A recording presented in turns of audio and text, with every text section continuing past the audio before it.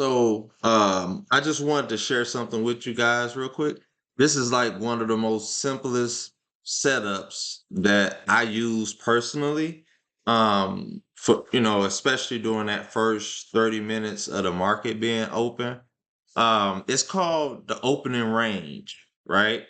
And basically what it is, it's like the market setting boundaries, and it's good for day trading. Now, you could get faked out. There could be reversals. There could be a fake breakout or whatever. Like, we always have to assess those risks and look for confirmation. But to start your day, this is something that, I think anybody could do. It's simple. It's simple, but it's called the opening range, right? So, I felt like it'll be better to show y'all this on a chart versus trying to type it out. All right. So, if you look, right, this is the start of the market. It's 9:30. This for today. This is SPY. And I'm on a 5-minute chart. So usually between 9:30 and 10, I don't do much trading. Every now and then I jump out there before 10 o'clock, but that period is so volatile, man, because you have people that may have bought into a stock yesterday and it went up and the market closed. So at 9:30, they waiting to sell. Then you have people that saw that stock go up and they missed it. So now they have the fear of missing out. They're waiting to buy at 9:30. So that's why you see a fluctuation of price during that time. That's one of the reasons. And it's unstable. So I like to wait to let the dust settle, and during that period, though, between 9:30 and 10, you could create this, right? So I'm going to cut this. I'm gonna take us all the way back to the beginning of the market, right? So, all right, this is yesterday. Okay. So the market opens today, right? And I hope this doesn't go too slow. All right. So this is we're going to look at the first 30 minutes of the market. All right. And let's see, 9:30, 10. Perfect. So this is the first 30 minutes of the market, right? And what I do at this point is I look for the high and the low of that first 30 minutes, right? And the high point would be right here. And the low point is this 709 right here, right? So I could go here because I wanna highlight it. So especially for this video, I'm gonna draw a rectangle. So this is the high. Then I'm gonna take this down to where this low is. Right. Come on, move. All right. So this is our opening range for today, right? This is the opening range. The high right here and the low right here. Okay. If the price breaks out of this range, right? The high of that first 30 minutes, that's called a breakout, right? An opening range breakout. Same for the bottom. If you look at the low of the day, that's a breakout to the downside, right? So before I even get to that, right? Y'all see that I have these um different levels right here marked out. Like I had this labeled as a swing low because I want to know if this breaks out to the upside. I want to get an idea of where it could possibly go, right? So I'm looking for previous highs, like prices that it has already hit. You know what I'm saying? Same for the downside, previous lows. So that's why I marked this as a swing high. And you can even go here and mark this one. There's another one if you want, right? That could be another level because that's a high and that's a high, right? Just like on this is a swing low, this is a swing low, right? So I know that if this were to break this range, right? Go through the high of that first 30 minutes, it could potentially hit 712. And at that point, it could either break through that or bounce off of it and reject and come back down to this range, because this is like right here, while it looks like this, it's like a ceiling. So it's a resistance point, right? And just like this is the support, right? So I'm gonna press play to see what it did. All right. Okay. You see right here? Now we're at 10:15 and it's starting to test this area right here. So you see it hit it right there. It went over it a little bit. Then the next 5 minutes, another candlestick formed. It touched it right there. Now this wouldn't be a point where you're like, okay, boom, that's an entry. You know what I'm saying? Because you want it to go basically above that and actually hold above that. You can get faked out this way, right? So we're gonna keep going. Okay. Bam. So as you can see, right, when it broke the range right here, this could have been your confirmation. Like you could have gotten in right here when you seen it close, but you could have definitely entered it right here. Now we talking about SPY. So we know that um you don't need a big move in stock price for a SPY contract to actually be real profitable, right? So getting in right here would have been early, which would have been around 7-11-23. But if you wanted to wait for confirmation, it really broke out right here. But this is really the confirmation, right? Right here. Even more so than this.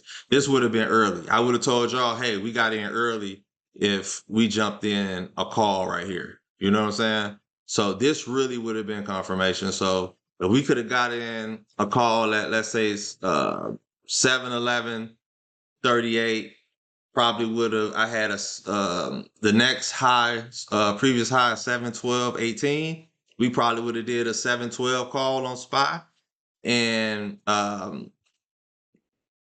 so that would have gave us another 60 cent move, which is good for SPY, right? Okay. As you can see, it kept going because we're out of the range. It kept going. It's 7-11-93. And look, I didn't I wasn't gonna point this out in this video because we're not talking about gaps, but it's even a small little gap right here. If you notice, like price drop down right there. But okay, so I'm gonna press play. We're gonna keep going. Okay. Now I want you to pay attention to that, right? Look how that candlestick touched that perfectly and bounced back off of it, right? So there are a lot of invisible support and resistance lines that are there, where you will see a stock react a certain way. You probably don't know why it hit this price or it's staying around this price, but I marked this before we did this, and you see it hit it perfectly. So this was a high of yesterday. It touched that same high again, and now it's rejecting it, right? It hit it, it didn't break through it, so it's turning around.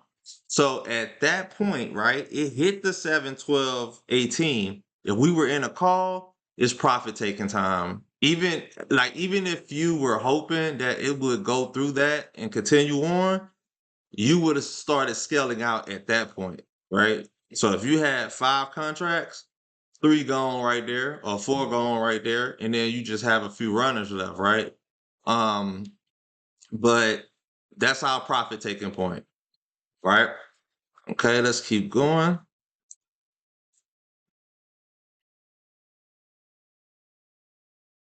All right. Now look, right? We're back retesting the opening range, going back into the same range from the first 30 minutes. So remember, right here, we could have took a call on it and caught that 60 cent move, on the 712. I don't know what the percentage would have been, but I know we would have been in the positive, right? They sold out of it right here.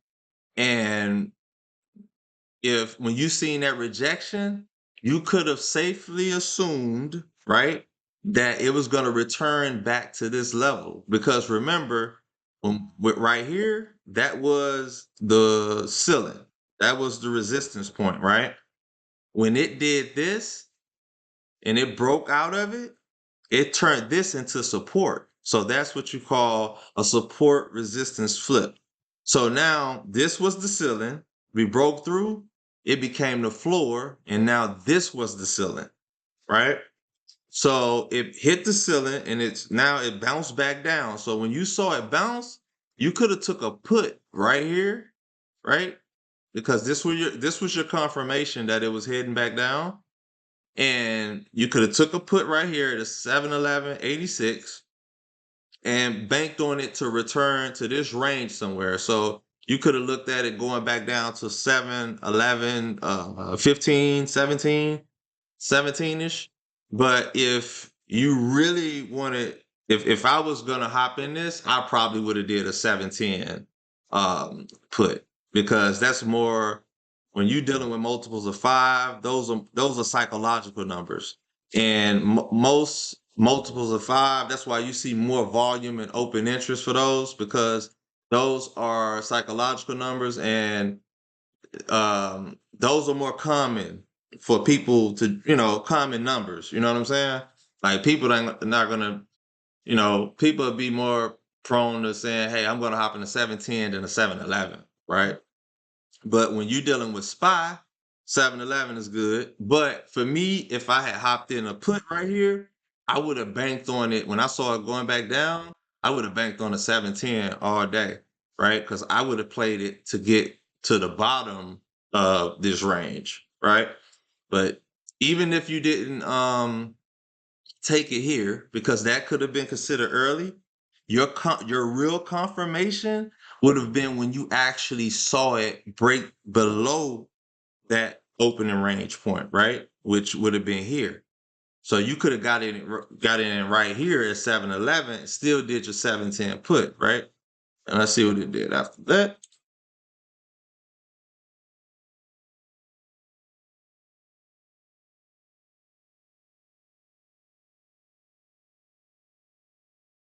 See that? Now, this is the trickery, right? If you had bought that put right here, right? And it did this, you like, yo, it's going in the right direction. So if you were a conservative person, whatever you was up at that moment, boom, I'm out. I'm gonna take it. I gain profits going up. I gain some coming down, compound interest. I'm gonna put that together. I'm done, right?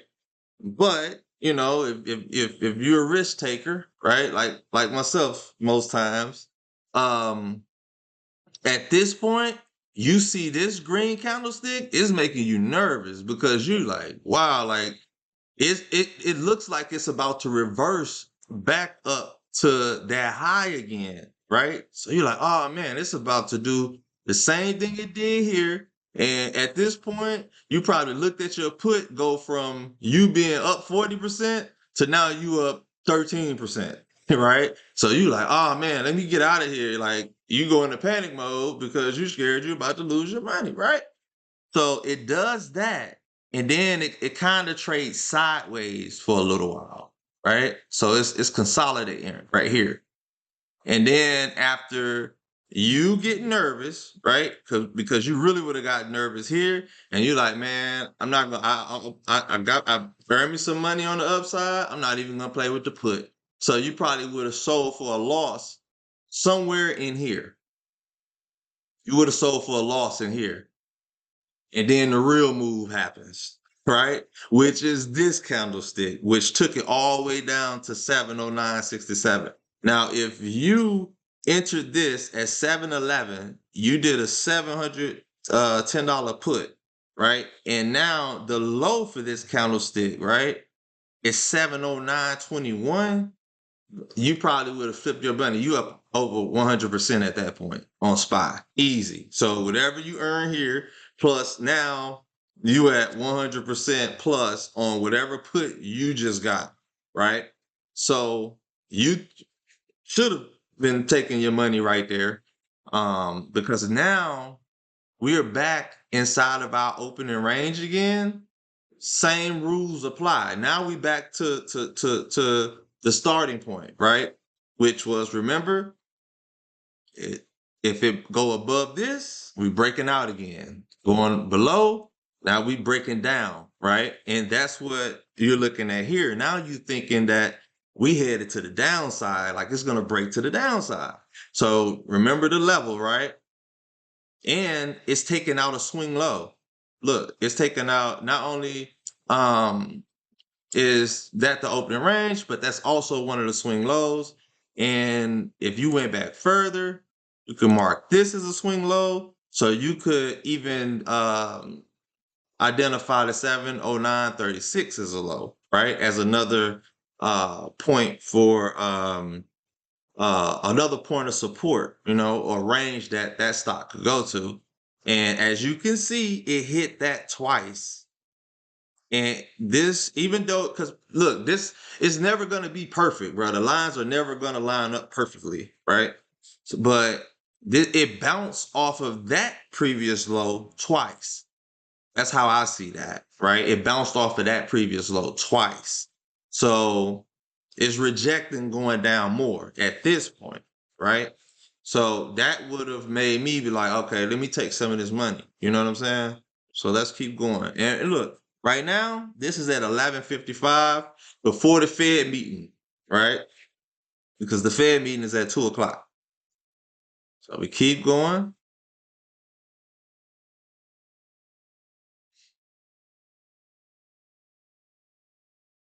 Okay. Here we go again. It's hitting that range again, retesting it, right?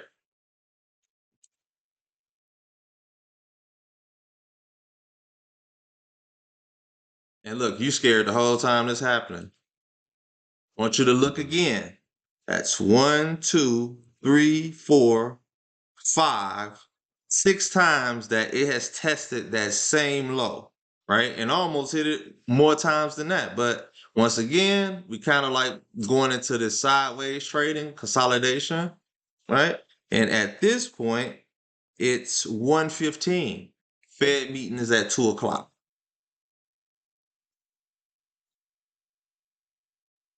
Keep going.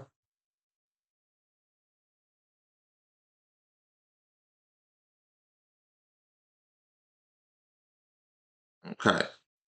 Once again, be back to that range again, right? And at this point, yo, it touched 708.47.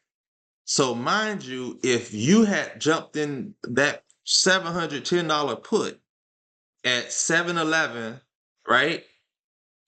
You're down $2.50 on a SPY put. And those of us who trade SPY know that is money. You're probably up a couple 100% right now if you had jumped in it at that point, right?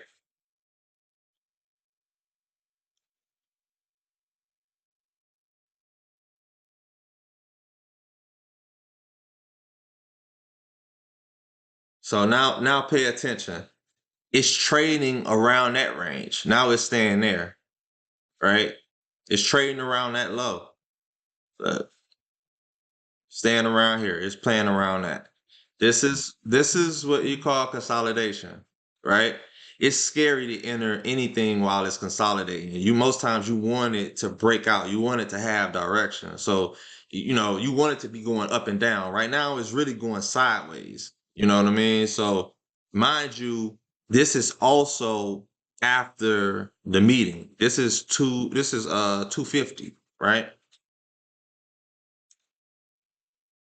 The meeting is going on. Okay. So he decides to keep everything steady, right? Because I think the meeting ends, right? I read an article, whatever, the reports that he decided to keep things just steady. And while the meeting was going on, the market just went sideways, right? So meeting goes, bam, look, we back inside of that range. Like we back to the range again. Now we playing that game. So at this point, right, it's consolidating. No real direction going sideways. Now we get in direction because now we breaking into that range. So if you look at this candlestick, which was at 250, right? Your entry could have been right here at the high of that candlestick. So you could have got in at 710 and you would have caught this move all the way back up to 711 47, right? So you could have did the 712 call, 711, or the 710, whatever you felt comfortable with, right? And we back into the range, and it looks like it's wanting to break out of the range again. So guess what it does, right? We go here again, right? And this would have been your profit point again, especially when you saw this red one, right? And now it's basically rejecting that range. It didn't break out, not really. So now it's bouncing back down. But I just want y'all to see how, like, it's respecting the same range.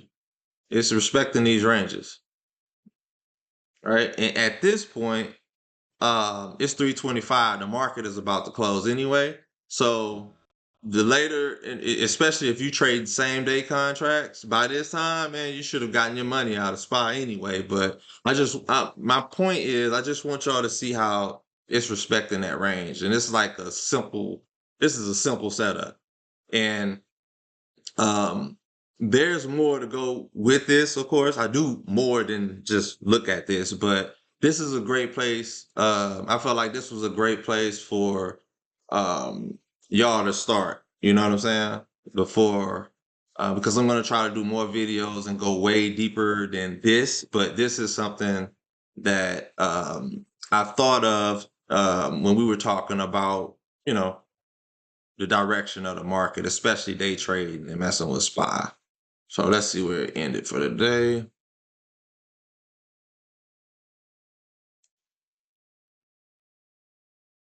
All right, yep, there we go. So we almost ended the day, right? Where we started the day. It's the same for all of this happened in between the day. But if you played this correctly, you could have gotten money while it went up and while it was coming down, a few times. Call here, put here, consolidate and get out of there. Um, this would have been your fake out. So even if you bought a call right here, when they hit this and that red, boom, you'd have dumped it. You know what I mean? So it will fake you out. Consolidation, breakout back into the opening range again. Boom, took out the opening range, kind of rejected it right here, and ended the day above it. So this is what you call the opening range, and those are um, opening range breakouts. And just know that every breakout doesn't hold, as you can see. So you have to assess that risk, and you have to put, it's more stuff to go with this, but this is the opening range. I just wanted to kind of like give you a friendly breakdown of what this is, and this is definitely one of the simplest ways traders read the market early in the day, and it could kind of like give you some framework to start your day with. But anyway, I'm not gonna hold y'all any longer. I hope this video was helpful. Y'all can give me some feedback, man. I need to hear it. And I'm gonna try to do more videos like this to help bring the education on, like especially from a technical standpoint and chart reading, because I know a lot of y'all want to really get into that, man. And I don't want y'all to just follow me or anyone else blindly, right?